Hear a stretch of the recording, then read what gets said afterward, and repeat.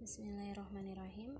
Oke, saya akan melanjutkan penjelasan tentang materi, masih nyambung ya materinya antara struktur atom dengan konfigurasi elektron, kemudian dengan tabel periodik unsur. Nah, sekarang kita masuk ke hubungan konfigurasi elektron dengan letak unsur dalam tabel periodik. Nah, setiap unsur memiliki massa dan sifat yang berbeda. Penelitian lebih lanjut terhadap sifat-sifat unsur menunjukkan bahwa terdapat kemiripan sifat suatu unsur dengan unsur lainnya. Pengelompokan unsur-unsur kimia tersebut dikenal dengan nama sistem periodik dan bertujuan untuk memudahkan penentuan sifat setiap unsur dalam membentuk satu senyawa. Nah, kalau kita belajar kimia, kita pasti tidak akan asing dengan yang namanya tabel periodik unsur. Kenapa? Karena unsur-unsur yang ditemukan itu sudah disusun di dalam suatu tabel yang dinamakan dengan sistem periodik unsur atau tabel periodik unsur. Lanjut.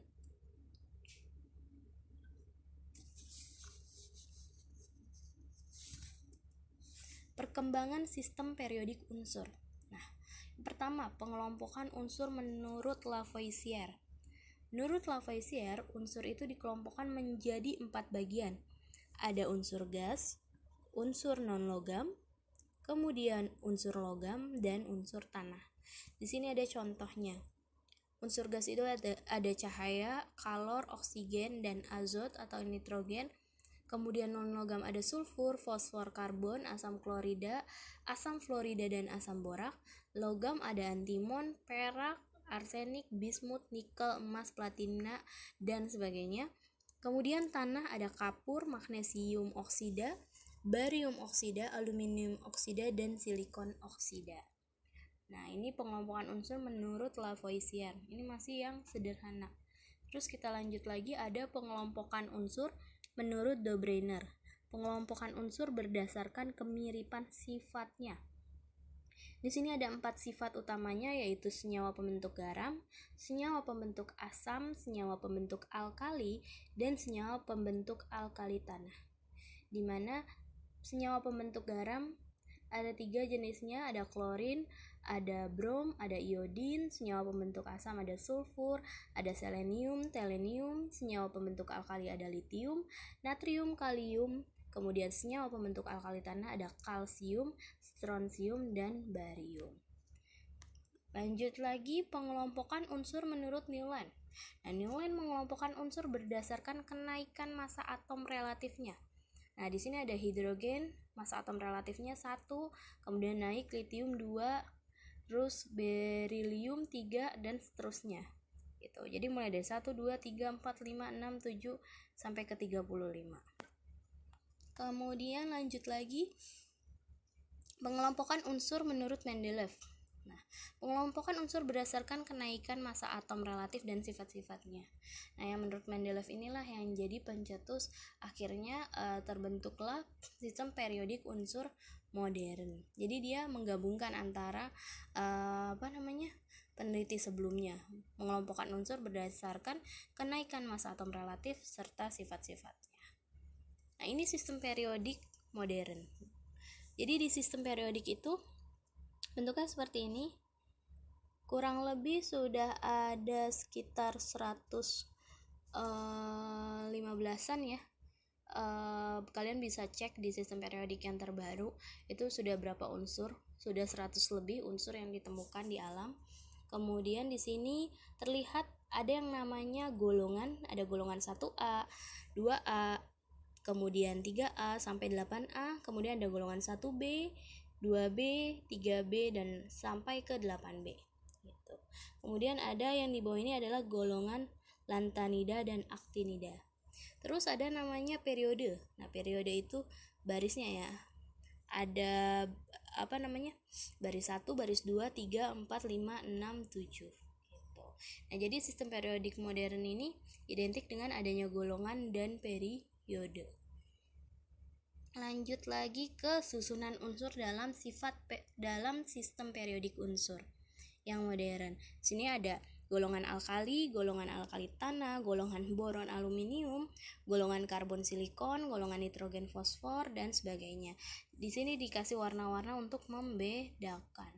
Jadi ingat ada golongan dan ada periode di sistem periodik modern. Kemudian hubungan konfigurasi elektron dan sistem periodik. Jadi kalau kita bikin konfigurasi elektron dari suatu unsur, kita akan mengetahui posisi atau letak unsur tersebut dalam sistem periodik. Di sini ada dibagi menjadi 4, ada blok S, blok D, blok P, dan blok F. Kemudian blok S itu orbitalnya adalah ns-nya elektronnya 1 sampai 2. Yang P itu adalah kulit S dan P. Kalau di blok D itu adalah kulit S dan kulit D, dan blok F itu adalah elektron valensi yang berakhir di kulit F dan S gitu. Nah, selain dari yang sini saya juga ada penjelasannya tentang golongan dan periode pada tabel. Di sini penentuan golongan dan periode unsur pada tabel periodik utama adalah sebagai berikut. Nah, ini sama ya. Ada golongan S, P, D, dan F. Kalau golongan 1A itu elektron valensi berakhir di kulit S dengan elektron terluarnya adalah 1. Kemudian golongan 2A konfigurasi elektron terakhirnya berada di subkulit S. Yang ini kemudian elektronnya berakhir 2, paling luarnya 2. Kemudian golongan 3A S dengan P, golongan 4A S dengan P, tapi beda ya atasnya. Ini kan 1 2 1 2. Di sini 2 1, kita total jadi 3. 2 sama 2 jadi 4, 2 sama 3 jadi 5, 2 sama 4 jadi 6A, dan seterusnya. Kemudian untuk yang B, golongan B, ini agak sedikit berbeda. Jadi dia berakhiran dengan subkulit S dan kulit D elektron valensinya gitu. Kalau berakhiran S-nya itu 2 elektronnya dan D-nya 1, maka golongannya bukan 1. Jadi bukan paling luarnya itu D, tapi kita gabung 2 tambah 1 jadi 3. Sedangkan kalau satunya itu justru yang totalnya 11. 1 ditambah 10 jadi 11. Nah, ini dianggap sebagai 1B. Kalau elektron valensi berakhiran dengan munculnya subkulit D, maka golongannya itu menjadi golongan B. Kan kita bisa lihat ya. Kalau golongan A tidak ada kulit D yang muncul. Sini hanya subkulit S dan subkulit P. Tapi kalau muncul elektron valensi pada subkulit D, maka golongannya menjadi golongan B. Tinggal dilihat aja dia berapa B. 1BK, 2B, 3B, 4B atau 8B ini agak unik ya. 8B ini unik. Jadi mulai kalau elektron valensinya kita total jadi 8, jadi 9, jadi 10. 2 tambah 6 kan 8.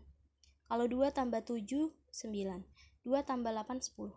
Nah, elektron valensi yang kita totalkan angkanya itu adalah 8, 9, 10, maka golongannya menjadi golongan 8B.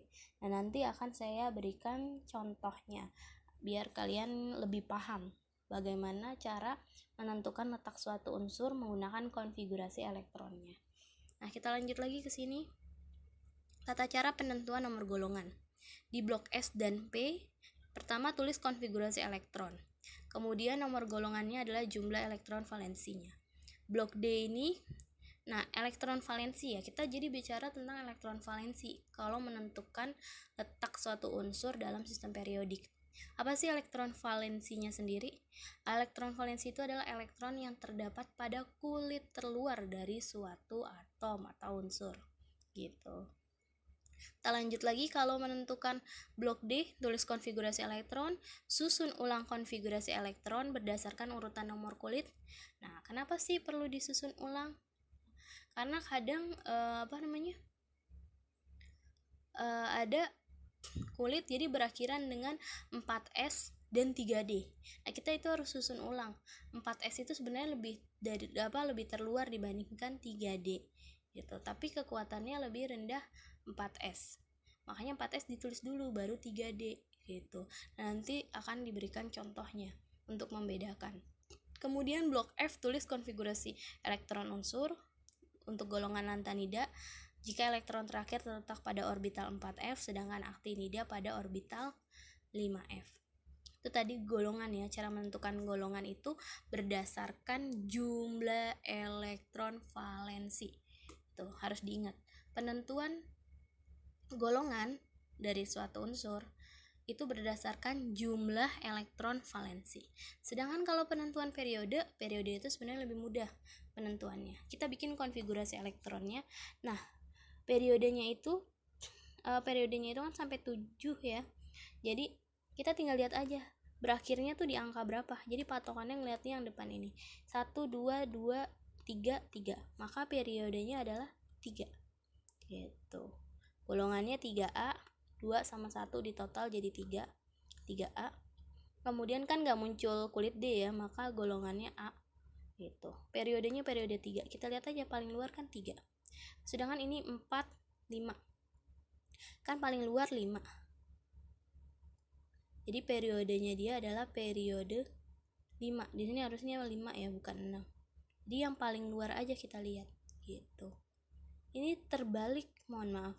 Ini harusnya 5 tambah 1, 6. Ini elektron valensinya 5 tambah 1, 6. Di sini 6B, kemudian periode ini golongannya 6B, periodenya periode 5. Di sini 5. Gitu. Nah, kalau yang ini kan kelihatan, kalau nggak muncul D, maka golongannya A. Tapi kalau muncul subkulit D, maka golongannya menjadi B. Gitu. Nah, selanjutnya saya akan menjelaskan contohnya ya, cara menentukan letak unsur dalam sistem periodik unsur.